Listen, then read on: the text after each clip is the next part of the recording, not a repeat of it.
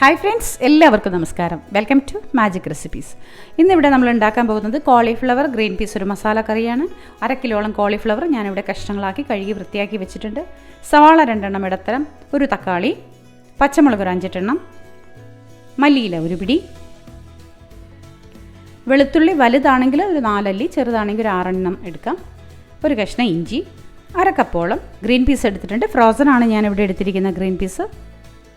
മല്ലിപ്പൊടി 1 table spoon, മുളക് പൊടി 1 ടീസ്പൂൺ, ഇത് വെളുത്ത എള്ളാണ് കേട്ടോ. കോൺഫ്ലവർ പാകത്തിന് നമ്മൾ ഉപയോഗിക്കുന്ന ആ സമയത്ത് അളവ് പറയാം.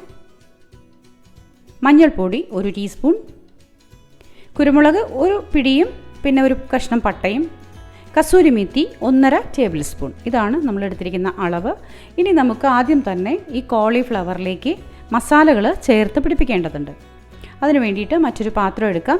ഒരു ബൗൾ എടുത്തിട്ട് അതിലേക്ക് നമ്മൾ കഴുകി വൃത്തിയാക്കി വെച്ചിരിക്കുന്ന കോളിഫ്ലവർ ഇട്ട് കൊടുക്കാം. കോളിഫ്ലവർ കഴുകുമ്പോൾ എപ്പോഴും ഇത്തിരി ചൂടുവെള്ളത്തിൽ കഴുകണം, കാരണം അതിൽ പുഴുക്കുത്തുണ്ടാവാനുള്ള ചാൻസ് കൂടുതലാണ്. മല്ലിപ്പൊടി 1 ടീസ്പൂൺ അളവിലിട്ട് കൊടുക്കാം. മുളക് പൊടി 1/2 ടീസ്പൂൺ അളവിലിട്ടു.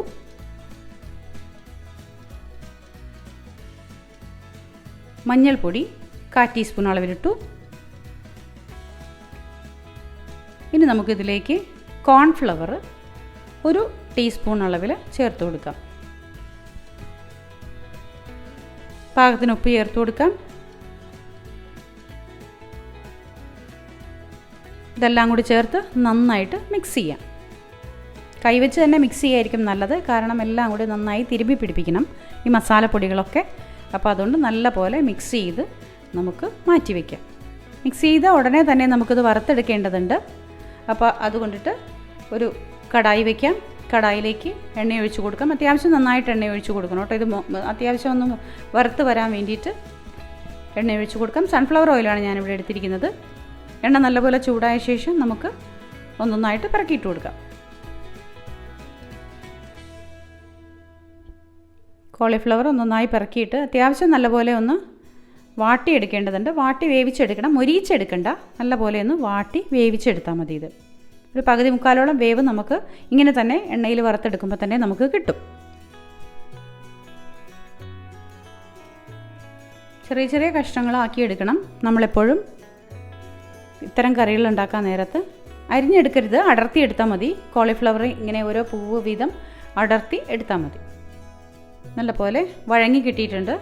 മൊരിഞ്ഞൊന്നും വന്നിട്ടില്ല, എന്നാൽ അത്യാവശ്യം നന്നായിട്ട് നമുക്ക് വഴങ്ങി കിട്ടിയിട്ടുണ്ട്. ഒരു അരിപ്പ കയ്യിൽ നമുക്ക് കോരിയെടുത്ത് ഒരു അരിപ്പ പാത്രത്തിലേക്ക് തന്നെ മാറ്റാം, കാരണം അധികമുള്ള എണ്ണ ഈ അരിപ്പ പാത്രത്തിലൂടെ നമുക്ക് ഊറ്റിയെടുക്കാനായിട്ട് സാധിക്കും. അടുത്ത പാർട്ടിലൂടെ നമുക്കിതുപോലെ തന്നെ ഇട്ട് കൊടുത്ത് കോളിഫ്ലവർ നന്നായിട്ട് വഴറ്റിയെടുക്കാം. കണ്ടോ, നല്ല പോലെ വഴറ്റിയെടുക്കാം.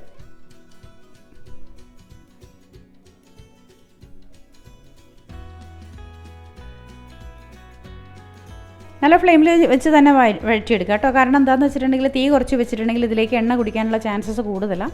അപ്പോൾ അതുകൊണ്ട് ഇതുപോലുള്ള ഒരു ഫ്രൈ ചെയ്യുന്ന ഐറ്റമൊക്കെ എപ്പോഴും നമ്മൾ അത്യാവശ്യം നല്ല ഫ്ലെയിം തന്നെ വെക്കുന്നതായിരിക്കും നല്ലത്. അപ്പോൾ എല്ലാം നമ്മളങ്ങനെ വഴറ്റി എടുത്തു, മറ്റൊരു പാത്രത്തിലേക്ക് മാറ്റി. ഇനി മസാല നമുക്ക് ആക്കേണ്ടത് ഈ എണ്ണയിൽ തന്നെയാണ് മസാല നമ്മൾ തയ്യാറാക്കാൻ പോകുന്നത്. വേറെ എണ്ണയൊന്നും നമുക്ക് ഒഴിച്ചെടുക്കേണ്ട കാര്യമില്ല. ഓൾറെഡി എണ്ണ നല്ല ചൂടായിരിക്കുകയാണ്. ഇനി അതിലേക്ക് നമുക്ക് ജീരകം 1 ടീസ്പൂൺ അളവിൽ ഇട്ട് കൊടുക്കാം. നല്ല ജീരകമാണ് ഇട്ടിരിക്കുന്നത്, ചെറുജീരകം.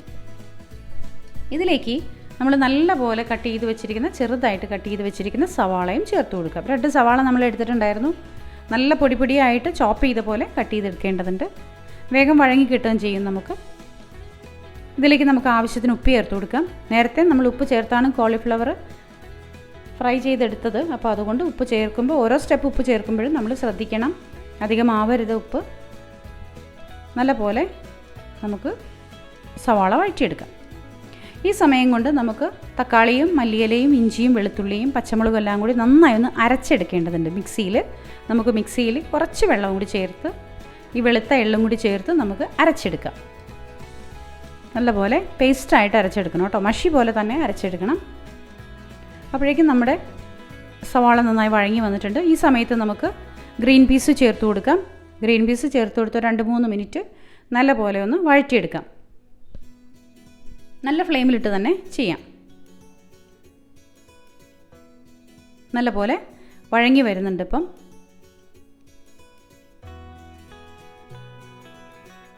ഇനി നമുക്ക് മസാലപ്പൊടികൾ ചേർത്ത് കൊടുക്കാം. നമ്മൾ എടുത്തു വച്ചിരിക്കുന്നതിൽ ബാക്കി മസാലപ്പൊടികളെല്ലാം ചേർത്ത് കൊടുക്കുക.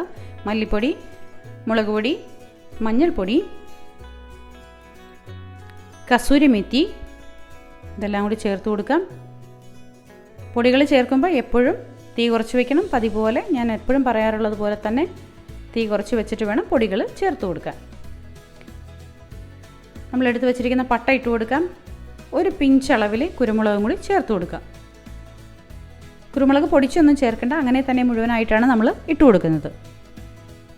ഇപ്പോഴേക്കും നമ്മൾ തക്കാളിയും മല്ലിയില എല്ലാം കൂടി അരച്ചെടുത്തതുണ്ടല്ലോ, അത് നമുക്കിതിലേക്ക് ചേർത്ത് കൊടുക്കേണ്ട സമയമായിട്ടുണ്ട്. നമുക്കത് അരച്ചത് മാറ്റി വെച്ചു. ഇനി നമുക്ക് ഈ മസാലയിലേക്ക് നമ്മൾ അരച്ചെടുത്ത് വെച്ചിരിക്കുന്ന തക്കാളി ചേർത്ത് കൊടുക്കാം. നല്ലപോലെ വഴറ്റിയെടുക്കാം. ഇതിൻ്റെ എണ്ണ തെളിയുന്നതാണ് ഒരു അളവ്. ആ അളവ് വരെ നമുക്ക് വഴറ്റിയെടുക്കേണ്ടതുണ്ട്. കുറച്ചുകൂടെ വെള്ളം ചേർത്ത് കൊടുക്കാം. നമ്മൾ അരച്ചെടുത്തിരിക്കുന്ന മിക്സിയിൽ കുറച്ച് വെള്ളം ഒഴിച്ചു കൊടുക്കാം. അതിനുശേഷം അതും കൂടി ചേർത്ത് നല്ലപോലെ വഴറ്റിയെടുക്കേണ്ടതുണ്ട്. ശരിക്കും തിളച്ച് ഇതിൻ്റെ എണ്ണ തെളിയുന്ന ഒരവസ്ഥയിലാണ് നമ്മളിനി കോളിഫ്ലവറൊക്കെ ചേർത്ത് കൊടുക്കുന്നത്. അപ്പോൾ നമുക്ക് അടച്ച് മൂടി വെച്ച് ഒരു 3 മിനിറ്റോളം നന്നായിട്ടൊന്ന് വഴറ്റിയെടുക്കാം. അത്യാവശ്യം ഫ്ലെയിമിൽ വയ്ക്കാം കേട്ടോ, കാരണം വെള്ളം ചേർത്ത് കൊടുത്തേക്കുന്നത് കൊണ്ട് ആ വെള്ളം ഒന്ന് വറ്റി കിട്ടേണ്ടതുണ്ട്. അപ്പോൾ നല്ല ഒരു ഫ്ലെയിമിൽ വെച്ച് തന്നെ നമുക്കിത് വഴറ്റി ചേർക്കാം. കേട്ടോ എണ്ണ തെളിഞ്ഞ് വരുന്നത്. ഈ സമയത്ത് പാകം ചേർത്ത് ഉപ്പ് വേണമെങ്കിൽ ചേർത്ത് കൊടുക്കാം. ഉപ്പ് നോക്കിയിട്ടേ ചേർക്കാൻ പാടുള്ളൂ. ഉപ്പിൻ്റെ ടേസ്റ്റ് നോക്കുക. ഇനി നമുക്ക് നമ്മളിവിടെ എടുത്ത് വെച്ചിരിക്കുന്ന കോളിഫ്ലവർ ഇട്ട് കൊടുക്കാം. എണ്ണയൊക്കെ തെളിഞ്ഞ് മസാല ക്ലിയറായി വന്നിട്ടുണ്ട്. അപ്പോഴാണ് നമ്മൾ കോളിഫ്ലവർ ഇട്ട് കൊടുത്തേക്കുന്നത്.